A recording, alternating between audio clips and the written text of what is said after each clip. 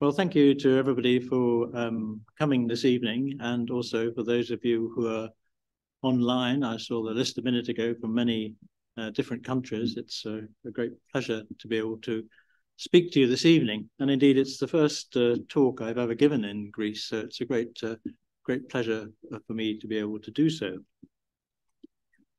Now, as Sophia said, I've worked for many years on the Roman Provincial Coinage project.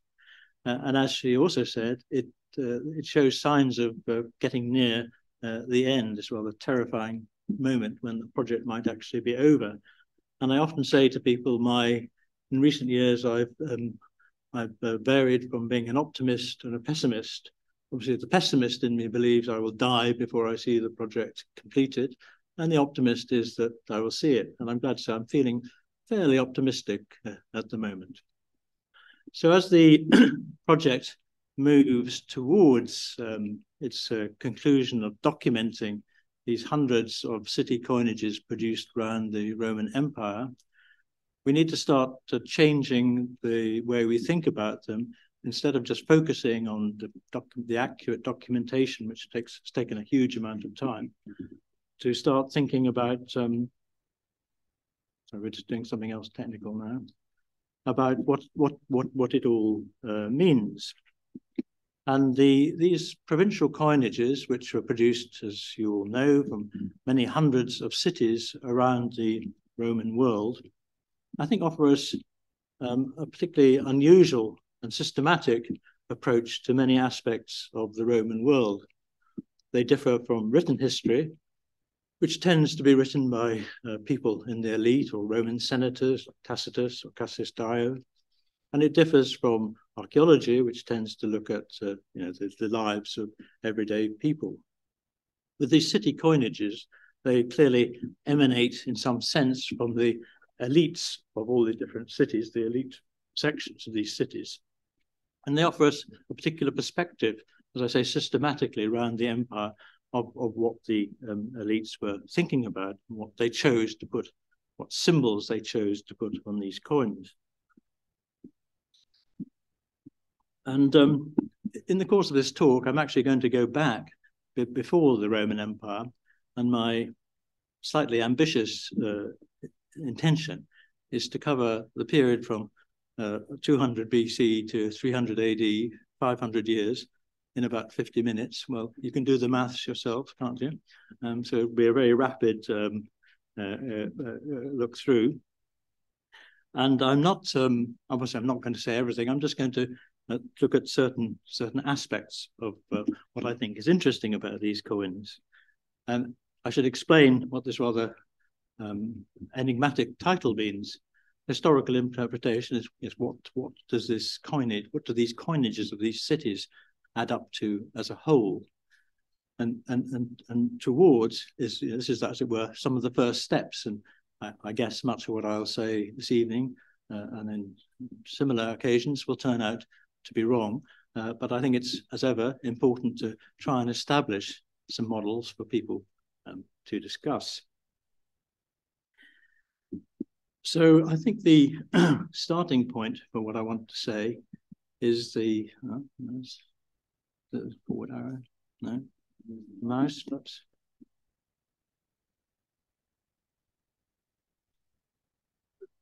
One moment, please. There we are. Just use space. Use space, okay, space. Is this, for numismatists, well-known passage of Cassius Dio, the conversation between with Maecenas and Agrippa, supposedly taking place in 29 BCs, when he says none of the cities should be allowed to have its own separate coinage or system of weights and measures. They should all be required to use ours. This passage is often dismissed as being irrelevant to the early empire because, of course, Dio was writing in the 3rd century AD. But it is remarkable how what he says, I think, is reflected in some of the things that were going on in the reign of Augustus. And we should perhaps take it more seriously as a comment of what was happening at that time than is perhaps normally the case. And on this slide, I've also given the context of his remarks. And if you read through it, you can see this is not some imperialistic design of imposing Roman ideology on the cities. It's a practical thing to try and help the cities save money and red tape. It puts it in a very different context from the way it's normally thought about. So what the passage does is it shows that indeed at some stage, certainly in the 3rd century, if not earlier, it was possible to conceive of abolishing these city coinages and imposing our coins, Roman coins, presumably the ones minted at the city of Rome, in their place. But as you all know, it didn't happen, and the city coinages went on developing for much of the period. But there's no doubt that if the Romans had wished to intervene and stop these coinages, they could have. And I'll start by giving 1 or 2 examples of where we do have interventions in the coinages at different levels. So the first case we'll look at, as we're in Greece, I thought we'd start at the top of the slide at Patras, where some very interesting coins were made in the reign of Nero. But as you know, Nero was not a very popular emperor, and some efforts were made to erase his name. You can see here, does the mouse show? The mouse shows online? Yeah. So you can see a line has been struck through his name here, and here the name has been erased completely. It wasn't a very systematic attempt to erase his name. I should think about a maximum of 10% of the coins of Nero have been treated in this way. Sometimes, such as this example at the bottom of a city called Kabeira in southern Asia Minor, where Domitian similarly suffered a damnatio memoriae after his death, a more systematic attempt was made to remove his portrait and name from the coins by the city. Now, these are both examples of local and more effective and less effective local interventions made by the city itself. If we move up, we can find a different sort of intervention. And sticking with the coinage of Greece in the late 1st century AD, we have these interesting coins of both Patras and Nicopolis in Epirus, referring to Nero the Liberator. But what happened, as you all know, after Nero had declared the freedom of the Greeks, is that this freedom was withdrawn by the Roman Emperor Vespasian. And we can see very clearly from the pattern of coinage what this meant, that in his reign and that of his successor Titus, there was no city coinage at all from the province of Roman Achaia. And this clearly shows some degree of coordination, by whom it's not clear. Was it by the Roman government, or was it by some local koinon, of not being allowed to make the coins? And it's only in the reign of Domitian that coinage starts again. And in this case, it starts at Corinth or Patras at the bottom, reflecting the permission given by the empire or the concession of coinage on these very strange coins of Patras at the bottom of the slide. So here we've got an example of province-wide intervention. And to bring this section of the talk to a close, we'll look at empire-wide interventions, which could only have been done by the Roman emperors or their staff. And I'll give 2 examples. One is the reforms of Nero, who's well known to have reduced the weight of the gold coinage and the weight and fineness of the silver coinage. But what was perhaps less well known is he in his reign, something very similar happened across all the provinces. And I think some of the slides is slightly blocked. I'm sorry, but you can probably make out what you need. No, that's and you can see across the empire, there are interventions, not just in Rome, Crete, Asia, Caesarea and Cappadocia, in Phoenicia, Tyre, Syria and Antioch, and in Roman Egypt. And all these changes clearly were coordinated in some way from the central Roman government. It's a unique instance of the Romans trying to do something like this on an empire-wide scale. What it seems to have in common is an attempt to recover silver that had been issued in coinage and get it back for the government. So they call the coins back and remint them either at a lower fineness or a lower weight.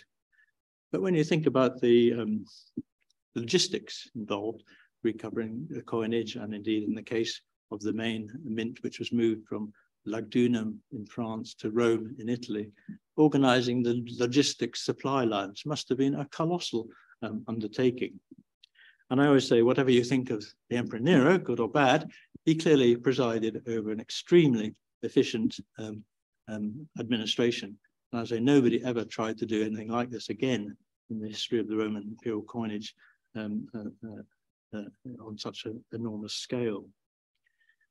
And the last example of a direct government intervention I'm going to goes back a little bit earlier to the 3rd century, where the Romans clearly had a completely terrible hang-up about the Carthaginians, de lenderis Carthago.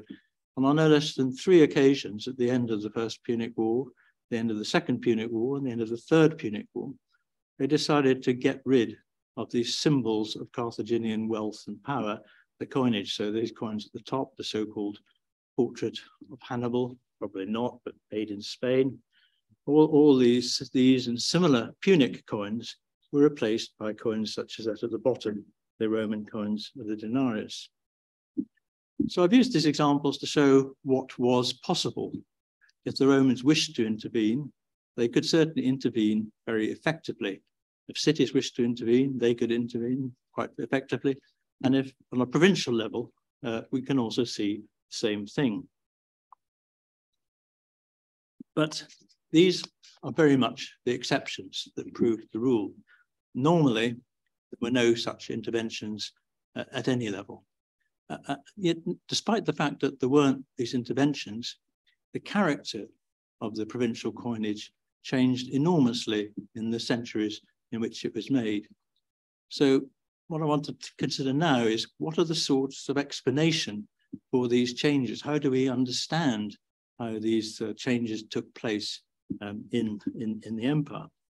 Some of what I say will be obvious, that warfare clearly had an effect, and economic things had an effect.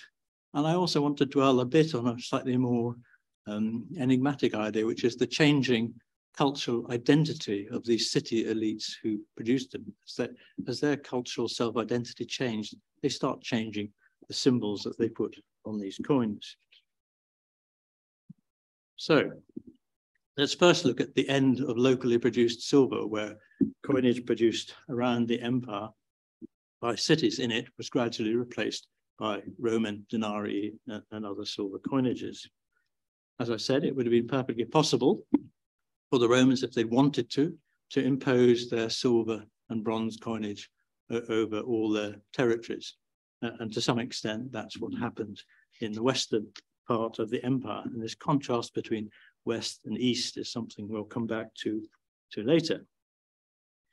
But this, as you all know, this didn't happen. And again, coming nearer home, the coinage of Athens continued as Greece fell into Roman domination, and so did many other silver coinages, such as here at the bottom, the Thessalian League.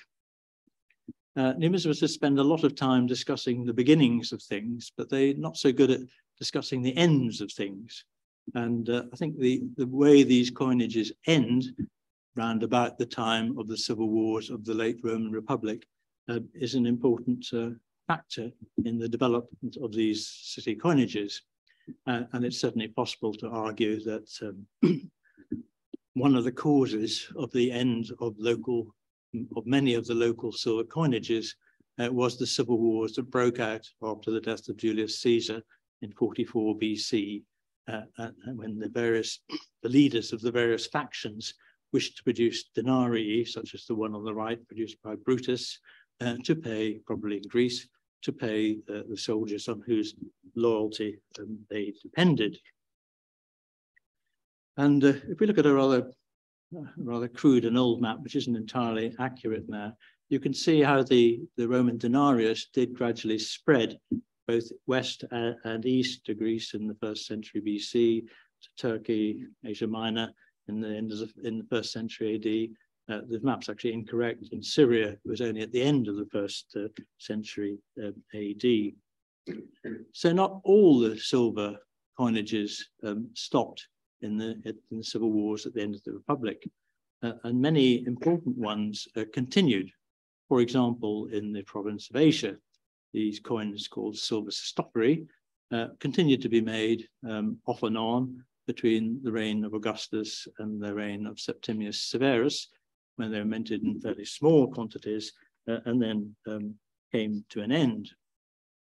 And there were by then really only 4 major provincial mints for silver, apart from Rome: Ephesus, which we've just seen, going down to Septimius Severus, Caesar in Cappadocia, down to Gordian III in the early 3rd century AD, Antioch, to Trebonianus Gallus, 250, and Alexandria continues to the end of the 3rd century AD.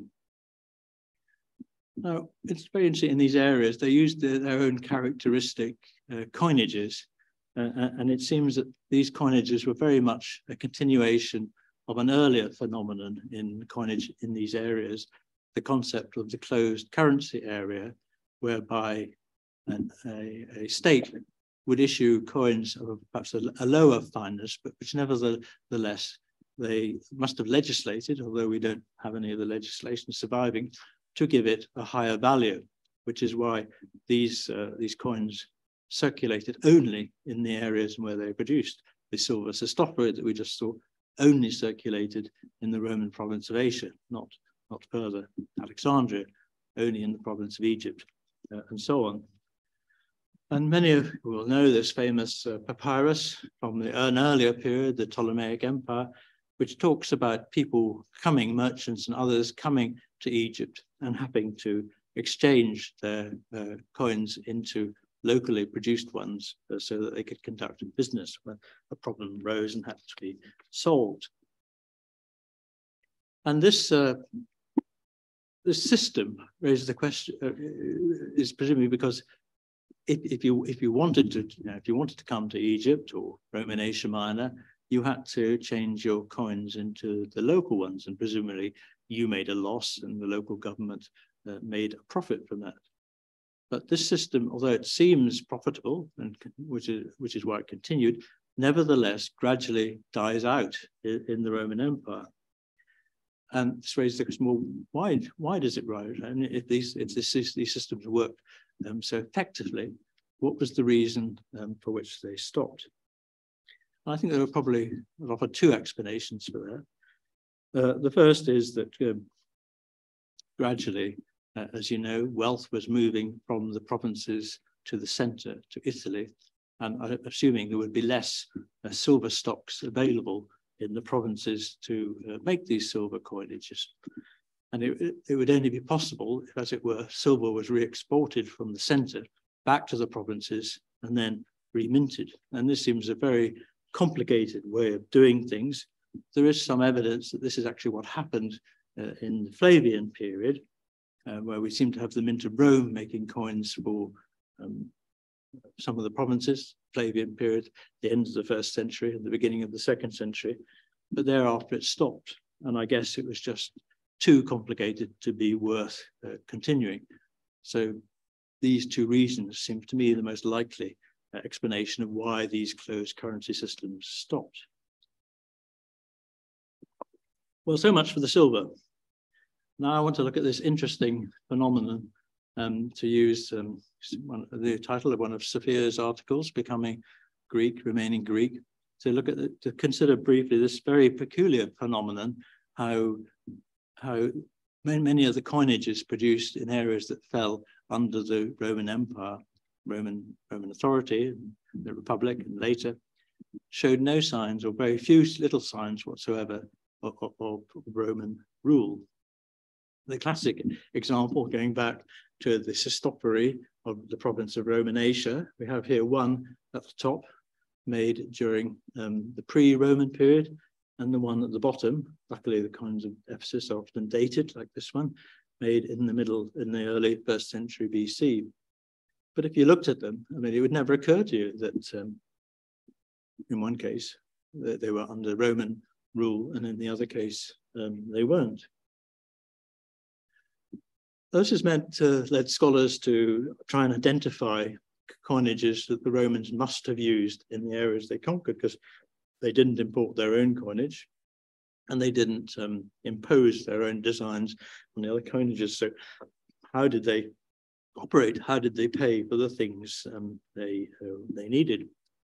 And many of you all know the works of François de Cailletet on this subject, how he's suggested that many of these apparently locally produced silver coinages were actually produced either by or on behalf of the Romans. And this is a particularly good example, these coins of Lucas. We hear from Plutarch's Life of Sulla that Sulla, when he invaded Greece, called for allies, provisions, and money from Aetolia and Thessaly. And it seems quite a plausible case that that's what these coins are. And another well-known case, the so-called Leucolion of Athens, coins looking completely like Athenian coins, but perhaps produced by the Roman quaestor Marcus Lucullus, who was an officer with Sulla, the younger brother of the famous Lucullus. Now, these monograms may stand for his name, but again, somebody looking at this, it would never occur to them that these were made in any sense under Roman authority. You do sometimes get bits of Roman authority appearing on these coins, like these well-known coins from Macedonia, which have the name of the Roman quaestor, Isilas, on the back, and Roman symbols, the chair and the fiscus. But on the other side, the front side, they depict Alexander the Great, hardly a Roman symbol. And for example, well discussed in the recent book by Giorgio Galani, with the perfect title of The Imprints of Roman Rule. You do find these imprints of Roman domination on some of the coinages, these ones of Thessalonica and Amphipolis, which clearly copy both bronze and silver coins of Rome. Again, they don't make very explicit reference to the Romans. So how can we explain the fact that, generally speaking, for a period of almost 200 years, these cities, despite the new reality of power, didn't really recognize in any overt way the reality of Roman rule? Now, of course, to some extent, it's true that one of the reasons the Roman Empire became so successful was that it was adept at taking over systems when it met them, their taxation, or in this case, as coinage. And I think we can also remember that certainly at the beginning of the 2nd century BC, the great debate about Roman imperialism in the early 2nd century BC, it's clear that the Romans were, I mean, to summarize this debate that's been going on for decades, were, in one sentence, were less aggressive in their policy than they were in the West, in the East. And you can think of the freedom of Greeks proclaimed by Flamininus, or even Macedonia after it was conquered by the Romans, nevertheless was allowed to regenerate in some form as a separate republic. So clearly, part of the explanation, I think, of these coinages is the fact that the Romans were less inclined to impose their new systems in the East than they were in the West, and this facilitated the continuation of local coinage. However, things were to change really in the 1st century AD, and I'm going to give 3 examples, some of which are pretty obvious. But the first one is portraiture and reverses of the coins. So Roman warlords, generals, were very slow to appear on the coinage. There's only one definitely lifetime portrait of Julius Caesar, from the provinces, from Nicaea, where the coin is dated by the Seleucid era. It's sometimes thought that the coins of Corinth were made during his lifetime, but I think they're more probably posthumous. In the East, we find some portraits of Mark Antony, but again, I think the significance of them has been somewhat exaggerated. There are half a dozen, perhaps a few more cases, but not really very many to make a big difference. But all that changes, as well known, completely under Augustus, where, as an example from Spain, the imperial portrait starts to appear all over the empire at more than 200 different cities. Now, one might think, oh, well, Augustus told everybody they had to put his portrait on the coins, but it clearly wasn't like that at all. Although it's very difficult to work out the exact chronology of these coinages in his reign, it does seem certainly in some areas, particularly Syria, the cities where the coins are actually very well dated, we can see that the cities were actually very slow to start adopting the portrait and only did it towards the second half of his reign. And it looks as if this is actually a gradual transformation of the iconography, whereby the principal deities of a city are replaced by the person of the Roman Emperor. It takes place over a longish period of time, perhaps even the best part of a generation. And as you all know, it isn't the case that all the coins take the portrait. There are many examples of cities which didn't adopt the portrait of the emperor at all, whether in places like in Spain, such as Cartea and Empora, or places in the east, such as Tyre and places like that.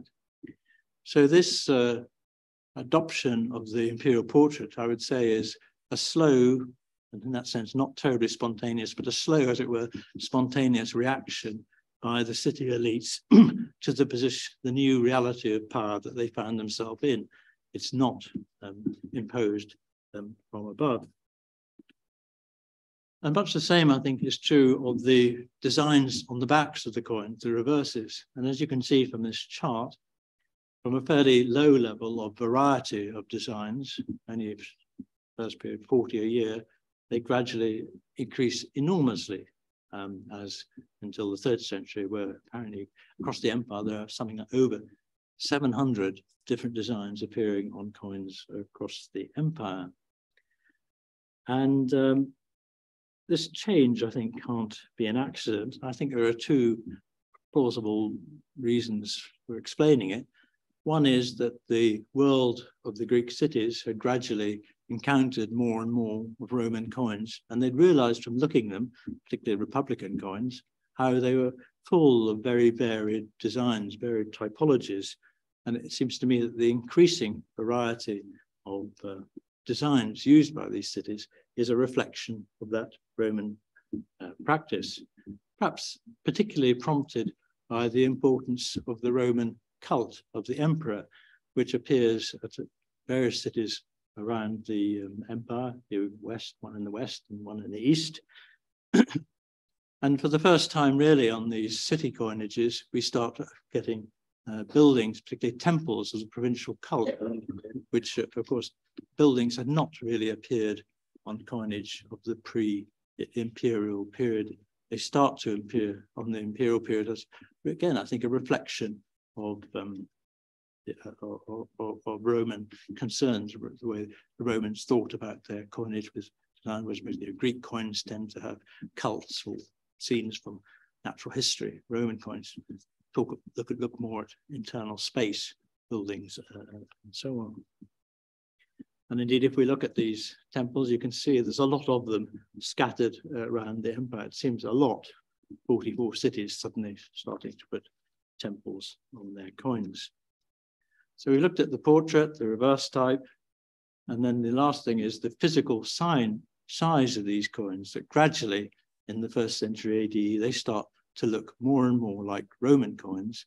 And I'd use the word Romanized in this very specific and reduced and restricted sense of making their coins look more like Roman coins. Here are some from Bithynia, which seem to more or less copy the new designs, the new shapes and sizes of the Roman monetary system invented by Augustus.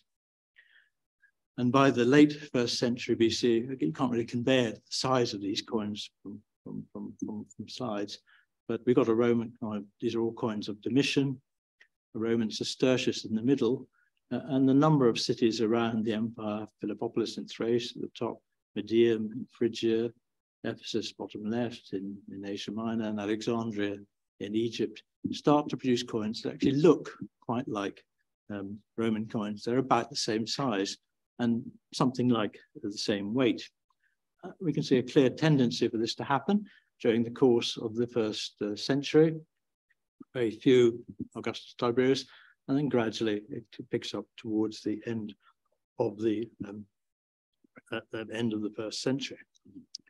So the cities are choosing to make coins that look more like Roman coins. And one interesting aspect of this is also in the language and terminology they use on their coins. First of all, they start putting more and more words on their coins. I mean, Greek coins would typically just say of Ephesus or of Pergamum or something.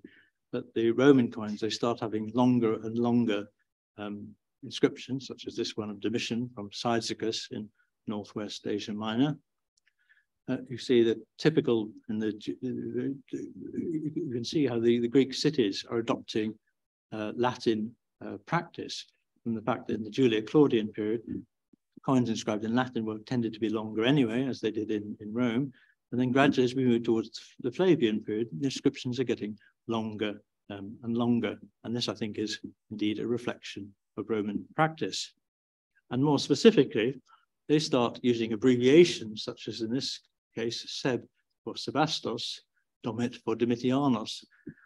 And the use of abbreviations is quite restricted in the Greek world. Again, it's a feature of Roman inscriptions. Another example of the way I think the coinage is gradually becoming Roman. I'll go quickly over this next example of how local coinage ended in the West in about AD 50, because I think it makes the same point I've been making about changes in cultural identity.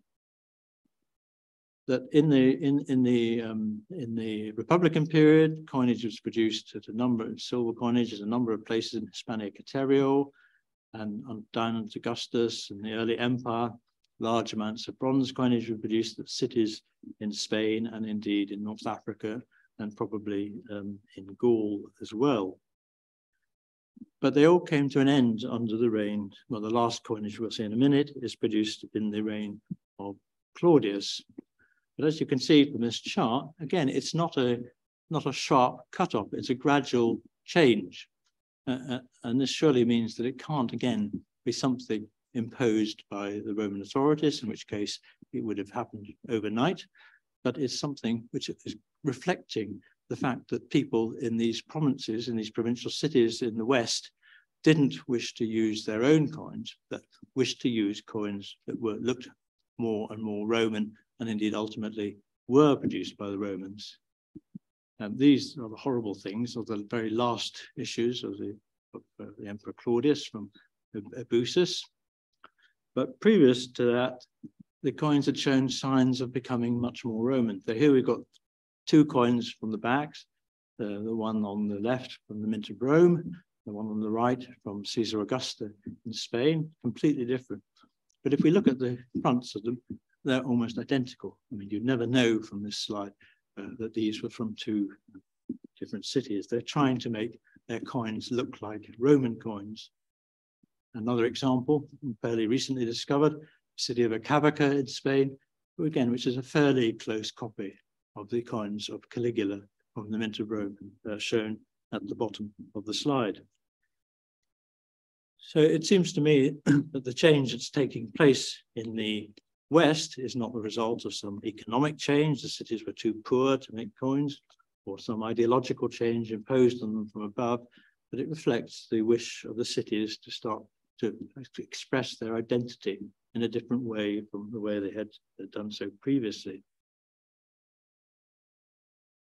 Now, although these examples are all from the Western Empire, there is one extremely interesting example from the East, from Lycia in Southwest Asia Minor, where in the reign of Augustus, we have silver and bronze coins. Again, you can't really see from the slide, which copy the shapes and sizes of Roman, mint of Rome, silver and bronze coins, which were made obviously far to the west.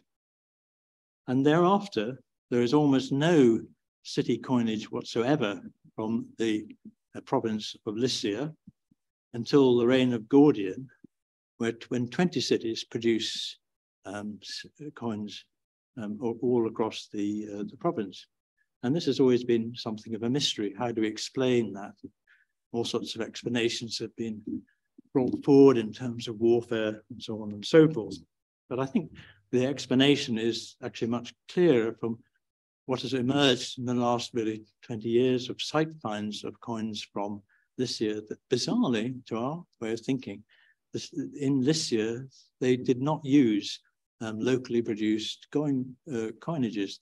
They used coins minted in Rome, not just silver, but also the bronze coins, sestertii, asses, and even the tiny Roman quadrantes. They were clearly somehow all exported to Lycia and used there.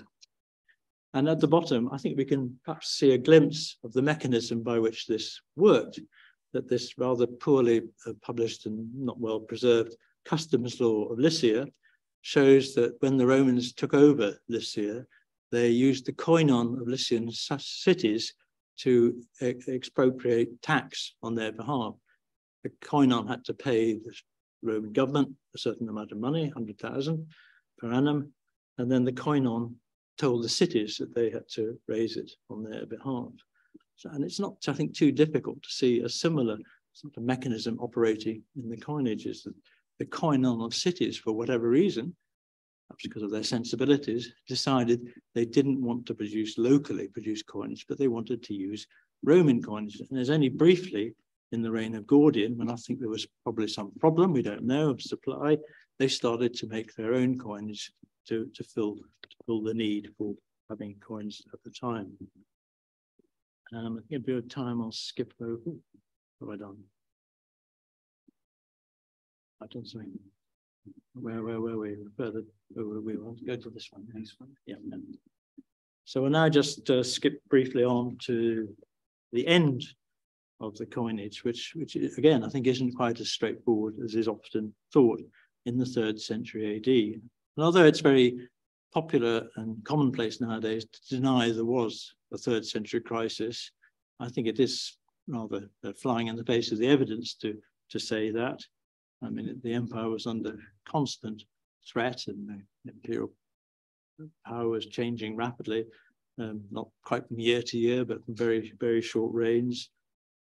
The evidence of shipwrecks suggests that trade declined in the 3rd century.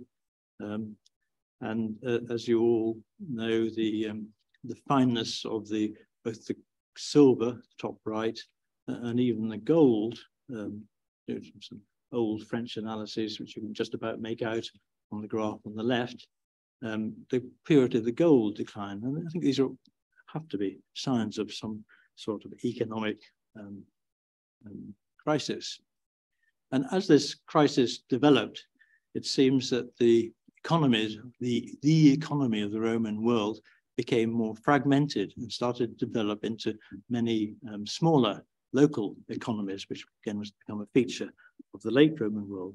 And we can see a couple of reflections of that in the silver coinage, in the city coinages.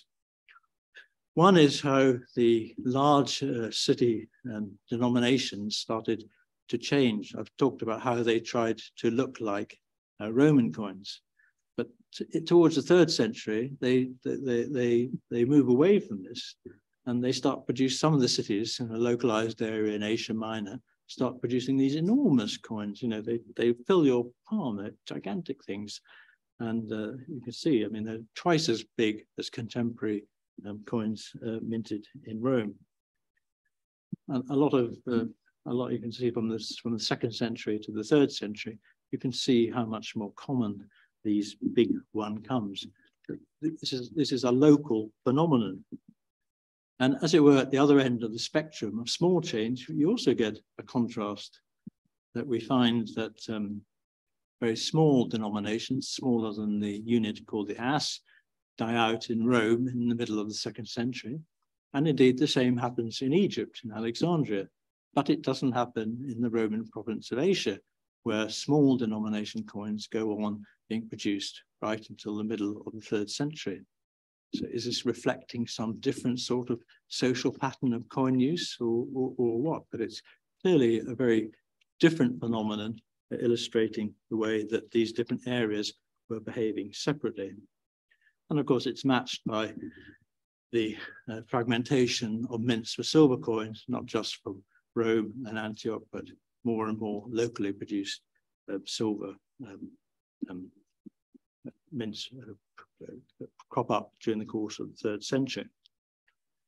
And it's not just on a, as it were, a largish regional provincial scale, but even more specifically, one of the most peculiar things, I'm about to explain this slide a bit, is that in the southern Asia Minor, Pamphylia and Pisidia, we're very lucky that the coins all have value marks on them. If I can try and move this top bit down, how would I do that? So you can get rid of the black bands at the top if you can. Yeah, right, that's fine, that's fine. So you can see these coins of values, and you can see there that really not only the most peculiar set of values, you know, why would anybody want to produce a coin of 11 asses or even 8 asses or 3? But not only that, but every city, all these different cities listed on the left, they all do different things. You know, there's no common pattern, even in this fairly small area. So we've seen how the coins illustrate the fragmentation of the switch on nice. Next one, next slide. Oh, we have to go up to the fragmentation, and it then brings the coinage to an end. And there are some very nasty looking coins. One at the top is one of my favorites. Who would have known which Roman emperors they were if they didn't tell us? The period said, we've seen the gold reduction in weight and fineness, silver reduction in weight and fineness, bronze end of small denominations in some areas in the 2nd century, some double coins, Trajan Decius, and then most bronze ends in about 265. And that's what we find across the eastern part of the empire as well. And various explanations have been put forward for why this. Here's some examples of some of the new large denominations that were brought in to reflect, I think, the debate about the degree of inflation at the time, but there's certainly no doubt that the city coinages started producing coins with bigger and bigger face values. At the top, we have coins of 8 asses from Sparta, 11 top right from Collybrassus in southern Asia Minor, and possibly at the bottom, even a bronze denarius from Sinope in northwest Asia Minor. If this is indeed a denarius sign, as it's sometimes thought to be. So by the reign of Gallienus in 260s, the number of cities producing coinage had gone down from several hundred to only 50. And various explanations have been brought forward for this, the ending of coinage. Gallienus, the last substantial coinages. There are then 1 or 2 much smaller, fewer coinages in subsequent reigns, Claudius and Aurelian. Various explanations have been brought forward, and you can see on the slide what one of the recent treatment has suggested. And I think really it's quite clear that I think arguments 2 to 4 are not really terribly important. The most important one at the time was that the increase in prices at the end of the 3rd century rendered the use of small denominations, the bronze coinages, obsolete and they stopped being produced. But again, and there's a but, although the last ones, as I say, were made in Claudius, Aurelian, and Tacitus, again in this rather strange enclave in southern Asia Minor. There's no obvious explanation why that should be so. Nevertheless, the change wasn't an abrupt one, but was a gradual one, as you could see from this graph during the 3rd century, that it was only gradually that the cities stopped producing their city coinages. And I think this graph is in a way very reminiscent of the slide I showed earlier of the Western cities of Spain and so on, where the coinage gradually declined rather than suddenly declined. And I think some similar mechanism is at work here, that the cultural choices made by the cities are changing. The very last city coinages were produced under the reign of Tacitus in Perga, in southern Asia Minor. And at that point, the city coinage really stopped to exist. So just to conclude, go back to where we began, the text of Dio, and reflect on the various motivations I hope to have illustrated in the course of this talk. We've seen interventions, rare though they were, made at different levels: the city, koinon, perhaps the province, and by the Roman central government. We've seen the effect of warfare, the end of the civil wars of the Republic, bringing an end to coinages.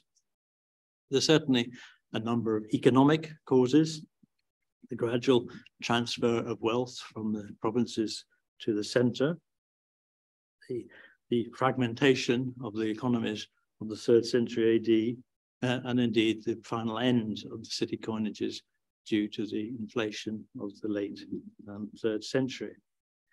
But the element I've tried to bring in as well to these more familiar sorts of explanation is this one of cultural choice, which I think is the best explanation for what we saw happening both in the Western Empire in AD 50, this strange case we discussed in Lycia, and indeed the slow decline of the city coinages in the 3rd century. So at that point, I will cease, and I hope you will now participate and tell me everything I've got wrong in this talk. Thank you very much.